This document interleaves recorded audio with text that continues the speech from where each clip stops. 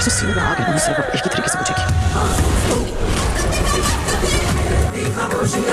Hello friends, मेरा नाम है एसएम सिसोदिया। आप देख रहे हैं मेरा चैनल। अस्सलाम वालेकुम दोस्तों। आज हम बात करने वाले हैं ड्रामा सीरियल दाव की 58वीं और 59वीं किस्त के बारे में। सबसे पहले हम बात करेंगे हमारी अंबर की स्टोरी से।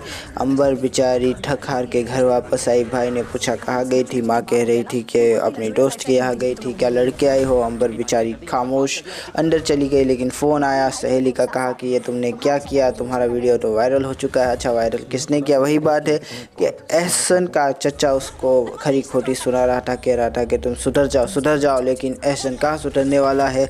एहसन ने कहा कि मुझे जलील किया मेरे चचा के सामने, मैं तुझे जलील करूंगा दुनिया के सामने। और उसका वीडियो जो उसकी चची ने बनाया था वायरल कर दिया। बस यही वीडियो फिर मतलब कि अंबर के पास पहुंचा। अंबर देखकर जो है पानी पानी हो गए। उसका जी किया कि मर जाए, वो इस ज़मीन में धंस जाए, आसमान उसे उगल ले। लेकिन वही बात है कि ये सब तो किस्से कहानियाँ है, ये असलियत में थोड़ी ना होता है। उसने इफ़ी को फ़ोन लगाई, इफ़ी से थोड़ी बात की, लेकिन जहाँ पर एहसन का नाम आया उस इफ़ी ने फ़ोन ही काट दी और हमारी अंबर बेचारी रोने लगी। एंड में जाकर ये वीडियो हमारी भाभी को नीलम ने मेल की। भाभी की आंखें फटी की फटी रह गई। तो माँ ने पूछा कि क्यों तुमने आंखें फाड़ ली, ऐसा क्या भूत देख लिया? तो हमारी प्यारी सी भाभी ने भूत जो है अम्मी जान को दिखा दिया और बस बात ख़त्म हो गई। अंबर की स्टोरी तो काफ़ी ज़्यादा भयानक हो चुकी है। आगे बढ़ते हैं दोस्तों, बात कर लेते हैं हमारी अलमास बेगम की। तो अलमास बेगम का पार्लर बंद हो चुका है, जैसा कि हम जानते ही हैं। इसके अलावा हमारे आसिम ने भी उनको अल्टीमेटम दे दिया कि अब आप कहीं भी नहीं जाएगी मॉम। लेकिन मॉम कहती हो तुम मुझ पर इस तरह से हुक्म नहीं चला सकते, मेरा पार्लर इस तरह से कैसे बंद कर दिया तुमने? मैंने सोचा था तुम मेरे सहारा बनोगे। लेकिन आसिम कहता हुआ कि मैं आपका सहारा हूँ मॉम, आपकी ज़रूरत इस घर को ज़्यादा है, पार्लर वार्लर को छोड़ दे और घर पर तवज्जो दीजिए। आपकी तरबियत में कहीं ना कहीं चूक रह गई है। लेकिन हमारी माँ कहती हुई कि एक गलती हुई मुझसे, इसके लिए तुम मुझे इतने ताने दोगे, तुम ये कहोगे मेरी तरबियत में चूक रह गई है, तुम ऐसा कैसे कर सकते हो आसिम? लेकिन आसिम कहता हुआ कि आप बड़ी अच्छी, आप बहुत अच्छी, आपने बहुत अच्छी तरबियत की है, लेकिन कहीं ना कहीं तो चूक रही है। और इसके अलावा अब मैं किसी और की ज़िंदगी के साथ आपको खेलने नहीं दूंगा मॉम। तो मॉम कहती हुई कि तुम फिर से घूम फिर के वही बात कर रहे हो। लेकिन आसिम कहता हुआ कि देखिए इस घर को आपकी ज़्यादा ज़रूरत है, अंबर की हालत देखिए, सुंबुल के घर को देखे, किसी भी तरह से इन सबको संभालना है, संवारना है, सजाना है। तो प्लीज़ प्लीज़ प्लीज़ मेरी बात माने। दूसरी तरफ हमारी नेहा का एक अलग टेंशन है, बच्चा नहीं हुआ तो क्या होगा। बट अरे यार, रिपोर्ट्स ठीक है, हॉस्पिटल वाले इतनी उम्मीदें दिला रहे हैं, कुछ ऐसा नहीं है कि बच्चा नहीं होने वाला, कोई भी आसार कम से कम मुझे नज़र नहीं आ रहा। बस अलमास बेगम का एक वो लहजा है, वो तो मतलब कि उसको पसंद नहीं करती है, इसीलिए ये लहजा है कि वो नेहा को निकाल देना चाहती है। लेकिन नेहा को क्या मतलब कि इतना सब कुछ, फिर भी अगर बच्चे नहीं हुआ तो हम अडॉप्ट कर लेंगे। अडॉप्ट अरे क्यों हराम करना चाहते हो? शांति से बैठे रहो ना, अभी हो जाएगा। बेचारा आसिम भी समझा रहा है। खैर आगे बढ़ जाते हैं, थोड़ी और बात कर लेते हैं हमारे प्यारे से आली और प्यारी सी सुंबुल के बारे में। सुंबुल अपने नाजुक हाथों से ककड़ी काटती हुई, लेकिन उंगली ही काट दी उसने। और फिर बेचारी सोचने लगी कि मेरी माँ ने मेरे साथ अच्छा नहीं किया, अली के साथ अच्छा नहीं किया, किस तरह से अली का दिल जीतूँ। लेकिन इतने में ही अली मतलब के सोफे पर अपनी टीवी को देखता हुआ, तब बीवी आ गई और बीवी ने कहा टीवी देखना छोड़े और ये लीजिए चाय पीजिए। तो अली ने कहा मेरा माल हराम का नहीं आता, मुझसे पूछे बगैर ये सब ना किया करो। सुंबुल को जलील किया और सुंबुल वहाँ से चली गई। बेचारी सुंबुल कह रही थी कि मेरी उंगली में लगी चोट, लेकिन अली कहता हुआ कि निकलो यहाँ से फोट। और वही बात है कि सुंबुल से माली का काम भी करवा रहा है, माली नहीं आता, नौकरानी नहीं आती, तो बीवी को नौकरानी और माली बना के रखा हुआ है। बेचारी सुंबुल सारा मतलब कि माली का काम करते हुए, बाग सुधारते हुए अपने सपनों में खो गई। उसे ऐसा लगा जैसे अली उसके पास आया। अली ने कहा कि नफरत तो मैं तुम्हारी माँ से करता हूँ, तुमसे तो मोहब्बत करता हूँ। और फिर वही बात है कि आंखों से ही तो बोलती जो दिलों में रहती खामोशियाँ। लेकिन उतने में ही आँखों के ख्वाब टूट गए और सुंबुल हकीकत के मैदान में आ गई। ऊपर अली को देखा और अली उसको देखकर मुंह बना के चला गया। बेचारी सुंबुल, मुझे उसके लिए बड़ा बुरा लग रहा है। इसके बाद किसी ने दरवाज़ा खटखटाया तो सुम्बुल ने कहा कि मैं खोल देती हूँ, लेकिन आली ने कहा कि मैं खोलूँगा।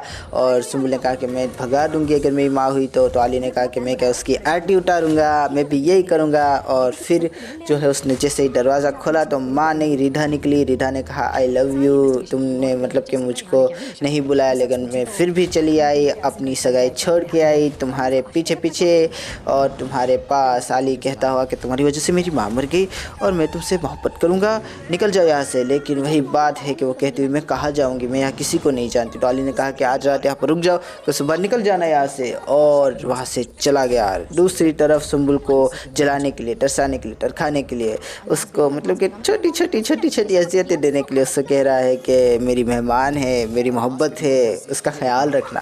और सुम्बुल भी बेचारी मतलब कि तैयार हो गई और कहने लगी कि अब जब हमारे शौहर ने कहा है तो हम ज़रूर ख्याल रखेंगे। दूसरी तरफ हमारी रिधा है बार बार जो है आली के पास आती हुई कहती हुई कि मुझे माफ़ कर दो आली, मैं खुदगर्ज हो गई थी आली, मैं जो है बहुत ज़्यादा पत्थर दिल हो गई थी आली, मैं तुम्हारी मोहब्बत में थी आली, ऐसा ना करो आली, मैंने अपनी मंगनी तोड़ दी आली। लेकिन आली कहता हुआ कि अब कुछ नहीं हो सकता, मेरे दिल से, मेरी आँखों से, मेरे शानों से, मेरी पलकों से और मेरे सर से, हर जगह से उतर चुकी हो तुम और अब चढ़ने नहीं वाली दोबारा। लेकिन जाहिर सी बात है सुम्बुल को तो तरखाना, तरसाना और तड़पाना है ना, तो इसीलिए जो है इसको बर्दाश्त करना पड़ेगा। और आली उसके सामने नाटक करेगा, उसे चाहने के, उससे बात करने के, उसे एहसास दिलाने के लिए कि वो उसके लिए कितनी अहमियत रखती है। लेकिन सच्चाई में ये है कि अब हमारी रिधा हमारे आली के लिए बिल्कुल भी अहमियत नहीं रखती, जो कि देखकर मुझे काफ़ी अच्छा लगा, नाइस फीलिंग आई। उसके बाद आज हम बात कर लेते हैं अगली किस्त की। तो अगली किस्त में क्या होने वाला है दोस्तों, बात वही है कि सुम्बुल ने अपने पैरों पे कोढ़ी नहीं बल्कि कोढ़ी पे पूरा का पूरा पैर मार दिया, जाके बैल के सामने खड़ी हो गई और कहा कि आप बैल मुझे मार। और बैल ने भी मतलब कि जो घुमा के मारी है, पहले तो जिनको पता था बस उनको पता था, अब तो जिनको नहीं पता होगा उनको भी पता चल जाएगा। आसिम बेचारा रोता हुआ, तरसता हुआ, कहता हुआ कि ये क्या हो गया मेरे साथ ही ऐसा क्यों हुआ, मेरी बहनों के साथ ऐसा क्यों हुआ। अपनी बीवी से सवाल पूछता हुआ, जवाब मांगता हुआ कि ये तुमने मुझे पहले क्यों नहीं बताया। लेकिन बीवी कहती हुई कि मुझे तो खुद नहीं पता था, आप जाके अपनी अम्मी से बात करें। लेकिन आसिम कहता हुआ नहीं, तुमने इस घर को कभी अपना समझा ही नहीं, तुमने हमेशा इस घर को पराया ही समझा। अब मैं क्या करूँगा, मेरी इज़्ज़त का जनाजा निकल गया, अगर मुझे पहले पता होता तो मैं उसको रोक लेता। वही बात थी कि हमारी अम्मा जान हमारी अंबर से कहती हुई कि ये तुमने क्या हरकत की है, तुमने क्या कर लिया अपने साथ। लेकिन अंबर कहती हुई कि कभी तो मिलेगा, और अम्मा जान कहती हुई कि अगर मिल भी गया तो क्या करोगी, आरती उतारोगी उसकी। और लिटरली यार मतलब कि अंबर पागल हो गई है सच में हसन के पीछे। और तीसरी तरफ हमारे आली के पास वीडियो आई तो आली ने कहा कि ये तो मैं अपनी प्यारी सी चुलबुली बुलबुली सी सुम्बुल को दिखाऊंगा। और सुम्बुल को दिखाई और मन ही मन मुस्कुराते हुए कहता हुआ कि मैं तो सोच रहा था कि तुम्हारी माँ ही झूठी है, लेकिन ये तो मतलब कि तुम्हारे अंदर नस्ली चल रहा है। दूसरी तरफ सुम्बुल बेचारी टेंशन लेते हुए अपनी बहन के लिए, उसके साथ क्या होगा, ये क्या हो गया, किस तरह से हो गया। और तीसरी तरफ हमारी रिधा भी हमारे आली को बार बार कहती हुई कि मैं तुमसे मोहब्बत करती हूँ आली, प्लीज़ आली आ जाओ आली, मैं बुला रही हूँ आली। लेकिन आली का वही सीन है कि बुलाती है मगर जाने का नहीं। लेकिन हमारी रिधा भी कह रही है कि तुम नहीं आओगे तो हम तुम्हारे पास आएंगे। तीसरी तरफ हमारी सुम्बुल भी बेचारी रिधा से कहती हुई कि रिधा तुम यहाँ क्यों आई, तुम जानती थी कि वो मुझसे मोहब्बत करते हैं, वो मुझसे शादी कर चुके हैं, वो मेरे शौहर है। लेकिन रिधा कहती है कि वो तुमसे मोहब्बत नहीं करता, ना ही तुम्हारी मोहब्बत की शादी थी, वो तो मतलब कि तुमसे नफरत करता है, तुम्हारी नफरत की शादी थी, मोहब्बत वो मुझसे करता है, मैं उससे करती हूँ और मैं उसके बगैर नहीं रह सकती। सुम्बुल दूसरी तरफ सुम्बुल कहती हुई कि नहीं तुमसे अब वो नफरत करते हैं क्योंकि तुम्हारी वजह से उनकी माँ मर गई। और यही सारी बातें उन दोनों के बीच चल रही है। अब क्या होगा आगे, इंटरेस्टिंग किस्त हो चुकी है। अंबर की स्टोरी सबसे ज़्यादा एक्साइट कर रही है मुझे, और दूसरी तरफ हमारे सुम्बुल और आली की स्टोरी तो है ही। तो देखेंगे कि अलमास बेगम का भी क्या एंड आएगा। आशा करता हूँ आपको ये वीडियो पसंद आएगा। अगर पसंद आया तो लाइक कीजिए, शेयर कीजिए, सब्सक्राइब कीजिए दोस्तों। ज़्यादा पसंद आया तो कमेंट भी कीजिए। थैंक यू, खुदा हाफिज़, अपना ध्यान रखिएगा। Thank you. उसकी आंखों में झांक के देखा है, नफरत से भरी हुई। बाकी दुनिया में जो चुके सलाम करती है।